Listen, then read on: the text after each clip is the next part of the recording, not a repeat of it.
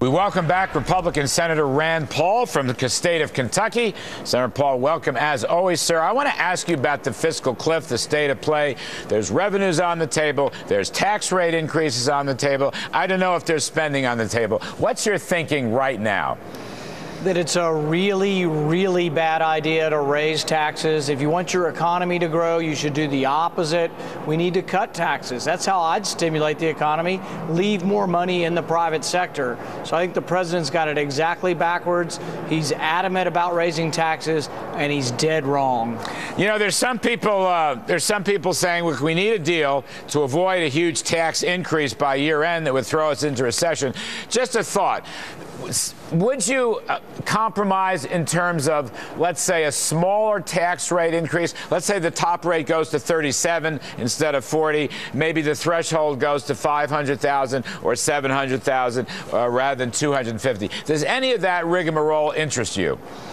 No, but I would say that there's other compromises. What about means testings for entitlement? Why don't we say the rich get less Social Security and the rich pay more for their Medicare?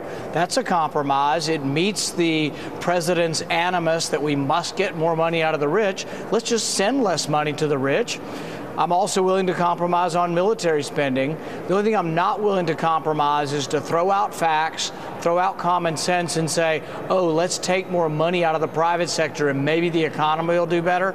It's a really, really bad idea to raise taxes. I think he'll perhaps send us into another recession. Well, you may be right. As a Reagan supply sider, you know, my heart and head are with you on this, but I'm just trying to deal with the reality of this situation. It doesn't seem to me, Senator, that you can get a deal that would avoid a big tax hike unless you accept whatever spending cuts you can get, and I liked your list of entitlement cuts, plus some kind of revenue increase. What do you think of Mr. Boehner's idea? Cap deductions and get $800 billion revenues. Does that make any sense?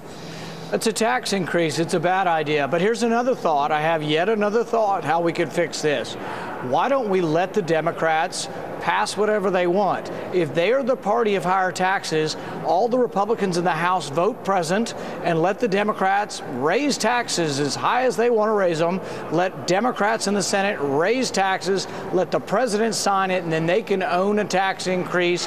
And when the economy stalls, when the economy sputters, when people lose their jobs, they know which party to blame, the party of high taxes. Yeah, let's don't be the party of just almost as high taxes.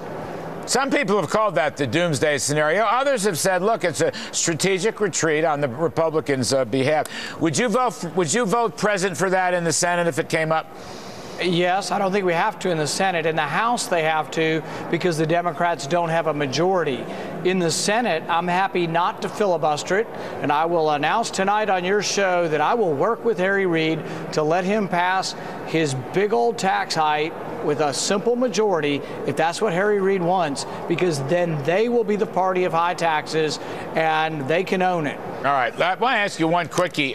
Your friend and mine, Senator Jim DeMint, resigning from the Senate, is going to take over as president of the Heritage Foundation. He helped elect you. You were one of his favorites. He is a great free market defender of capitalism. What you make of Jim DeMint leaving the Senate? Seems to me this is a blow to economic freedom.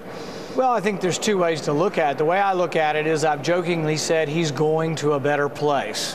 But I really am serious about that in the sense that it's a promotion. He's going to a big microphone. He will be a national spokesman for free markets, for libertarian conservative principles, for the Constitution. Heritage has a great 30, 40-year history of being on the right side of these issues. I think Jim DeMint will be a great spokesman for them. He said that conservatism has got to spread more publicly, and that's one reason he's going. He wasn't happy with the 2012 elections. Do you think conservatism just didn't make the case in the elections last November? Well, we always have to do a better job at how we speak about liberty, the Constitution, and how inclusive it is and how it offers things to people who have not yet experienced the fruits of liberty. So I think we can always do a better job. But what I will say about Jim DeMint is he has really started and brought some liberty-minded libertarian/conservatives to the Senate. We have a pretty good caucus now. I mean, there's a real strong Jim DeMint influence in our caucus. All right. Great stuff, Senator Rand Paul, Kentucky. Thank you, sir. All best. Thank you.